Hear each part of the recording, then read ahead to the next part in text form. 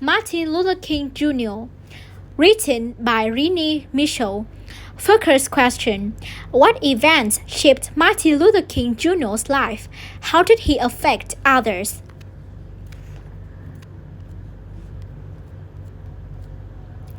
Growing up in the South, each January, people in the United States celebrate Martin Luther King Jr. Day. They honor a great leader who fought for the equality of all people. Who was this man with a national holiday named for him? Dr. Martin Luther King Jr. was born on January 15, 1929, in Atlanta, Georgia. His father was a Baptist minister and his mother was a teacher. In the South, where King grew up, white leaders created unfair laws known as Jim Crow laws. These laws robbed black people of many rights and opportunities in all areas of life. They also kept black people and white people segregated or separated.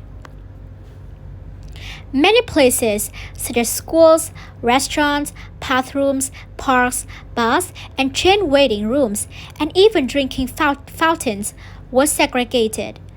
Often, the facilities for black people were not as nice or clean as those for white people. Black people weren't allowed to live in white neighborhoods or marry a white person.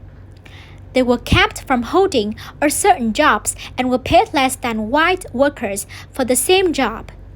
In one state, it was even against the law to publicly support equality between black people and white people. As King grew up, he saw how these racist laws harmed black people. He wanted justice for black people. He wanted to have black people gain full equality. King goes to school. King was a gifted student. At the age of 15, he studied at Morehouse College. In college, he decided to become a minister like his father. King moved north to study religion at Boston University.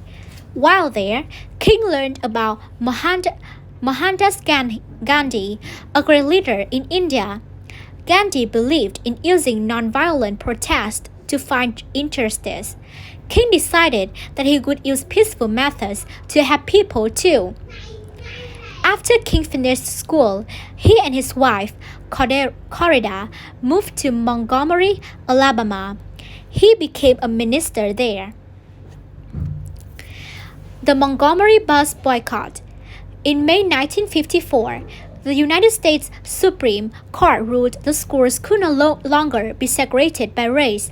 Black people were hopeful that the decision would lead to desegregation of other public spaces. However, many white people in the South were against desegregation. They were known as segregationists.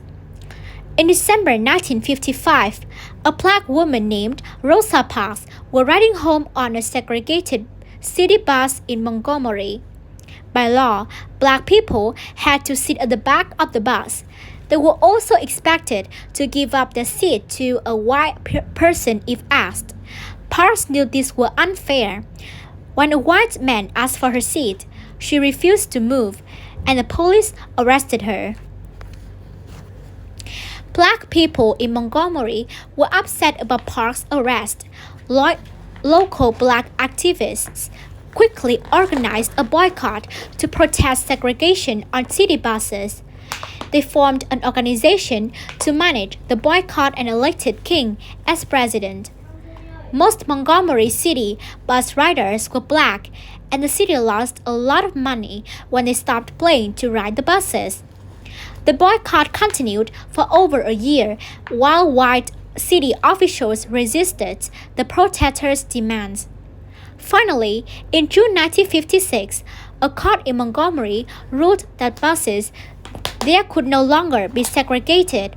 City officials didn't want to desegregate, though. They brought the case to the U.S. Supreme Court. On December 20, 1956, The Supreme Court upheld the first court decision. Montgomery desegregated its buses the next day. The boycott received national attention. It proved that nonviolent protests could lead to change. Because of King's leadership during the boycott, he became known as the national leader of the civil rights movement. In Birmingham protests, segregation and violence against black people continued across the South. Segregationists bombed several black churches and the house of black leaders, including King's. This didn't stop King. In 1957, he and other leaders formed a civil rights organization. As the president of the organization, King traveled around the country speaking about peaceful protest and civil rights. In April 1963, King and others leaders went to Birmingham, Alabama, one of the country's most segregated cities at the time, to organize a mass protest. The protest included marches and a boycott of businesses. Hundreds of peaceful protesters were arrested, including King. Black leaders raised money to pay for the protesters to be released. During another march the next month, police used fire hoses and attacked dogs to stop peaceful protesters. Many of the protesters, a lot of them children, were badly hurt. Hundreds were arrested. When people across the country heard about the protester being attacked, they were angry. A week later, with the help of President John F. Kennedy, black civil rights leaders and white city leaders came to an agreement. Birmingham would desegregate people who inspired King.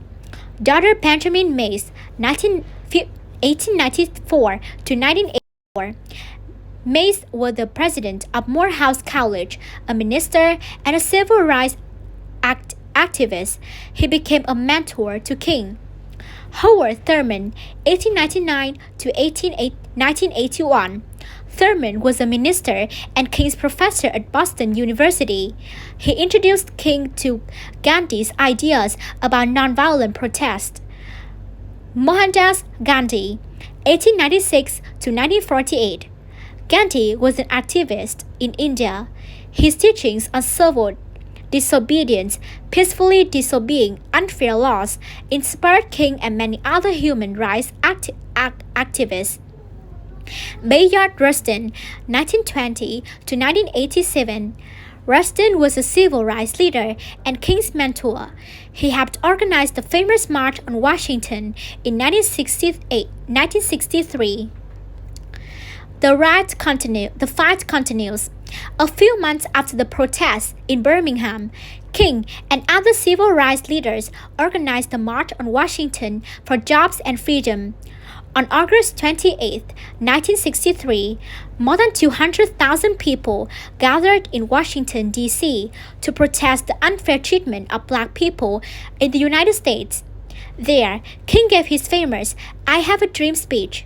He called for justice and equality for all people, regardless of the color of their skin. In 1964, President Lyndon B. Johnson signed the Civil Rights Act, which made segregation in public places against the law. That year, King won the Nobel Peace Prize for his leadership in the civil rights movement. Many white people still resisted desegregation, though, and the fight for civil rights continued. In 1965, violence erupted between segregationists and nonviolent protesters in Selma, Alabama. Civil rights leaders had been working to register black citizens to vote there. Although black people had the right to vote, white election officials often kept from doing so through a range of means, including violence. King helped plan a march from Selma to Montgomery to protest how black voters were treated. On March 7, 1965, King led the protesters, but they didn't get far between police blocked and violently attacked them. 3 weeks later, the protesters attempted to march again. This time, members of the U.S. Army and National Guard sent by President Johnson protected the protesters. The marchers reached Montgomery, where they were met by nearly 50,000 supporters.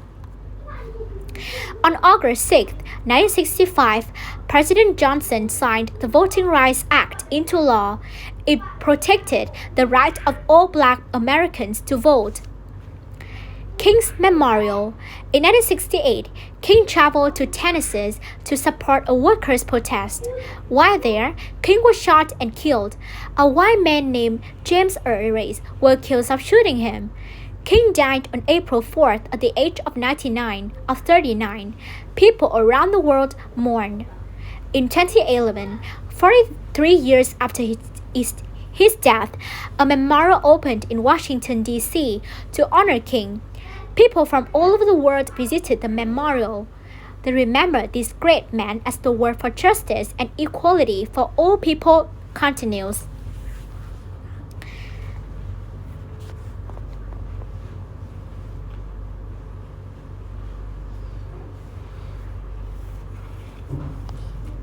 Connections. Writing. Dr. Martin Luther King Jr. inspired many people with his actions. Write about someone who inspires you and explain why. Share your writing with a partner. Art. Create a poster or piece of art to honor Dr. King and the positive changes he brought to the world.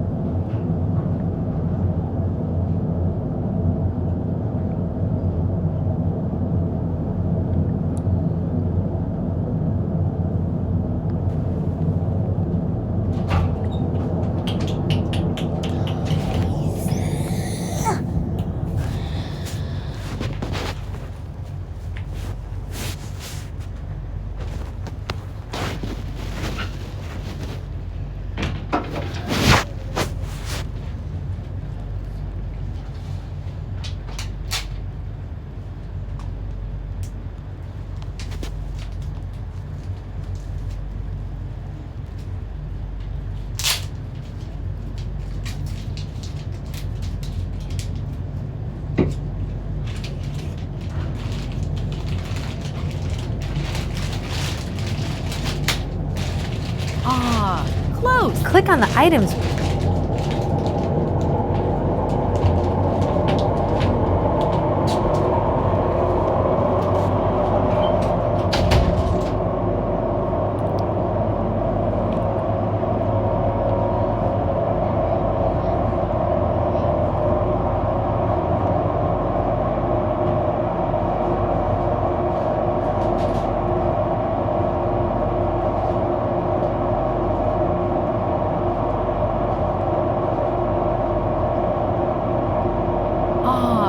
Close.